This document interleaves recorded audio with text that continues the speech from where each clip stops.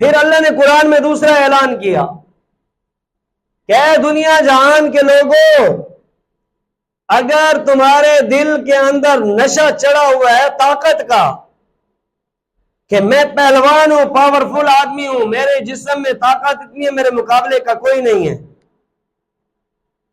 تو اس سے بڑا جملہ کسی نے نہیں بولا جو قوم عاد نے بولا، من اشد منا قوہ۔ جب حضرت ہود علیہ السلام نے قوم عاد کو جا کر دعوت دی کہ اللہ کو مان لو کامیاب ہو جاؤ گے، تو قوم عاد کہنے لگی ہم سے بڑا بھی کوئی ہے، ہم سے بڑا بھی کوئی طاقتور ہے؟ اور یہ جملہ بولا من اشد منا قوہ، ہم سے بڑا طاقتور کون ہے؟ نہیں میرے بھائی، اللہ بڑا ہے، اللہ کی طاقت زیادہ ہے، بندوں کی کوئی طاقت نہیں ہے۔ قد کتنے ہیں؟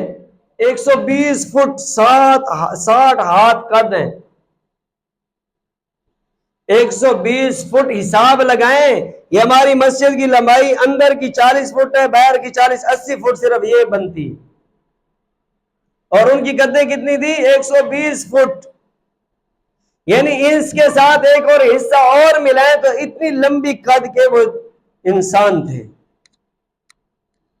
کہتے ہیں کہ کھجور کے درختوں کے تنوں کو وہ ایسے نکالتے تھے جیسے ہم نرم ملائم پودے کو زمین سے انگلیوں سے اکھاڑتے ہیں، اور یوں اکھاڑ کے پھینک کے کہتے تھے من اشد منا قوہ، کون ہے ہمارے برابر کا؟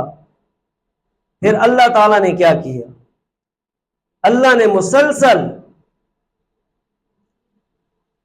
دن رات 8 دن رات کے اندر اللہ نے ہوا کو بھیجا۔ 29 سپارے کے اندر اس کا ذکر ہے پورا۔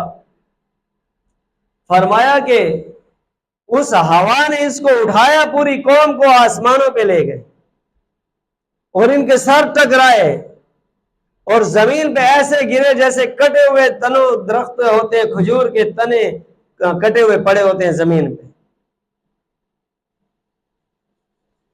جیسے آپ کبھی جنگل میں جاؤ نا لکڑیاں مارنے کے لیے، تو جس بندے نے بہت ساری لکڑیاں اکٹھی کر کے لے جانی ہوتی ہے نا گھر میں، تو ایک دفعہ وہ کھلاڑی سے ساری کاٹتا جاتا ہے، کوئی ادھر بکھرا پڑا ہے، کوئی ادھر کوئی ادھر کوئی ادھر، بعد میں پھر اکٹھے کرتا ہے ان کو۔ فرمایا زمین پہ ایسے بکھرے پڑے تھے جیسے کھجور کے کٹے ہوئے تنے پڑے ہوتے ہیں، زمین پہ ایسے گر کے پڑے۔ من اشد منا قوہ کی طاقتیں دنیا کے اندر ختم ہو گئی۔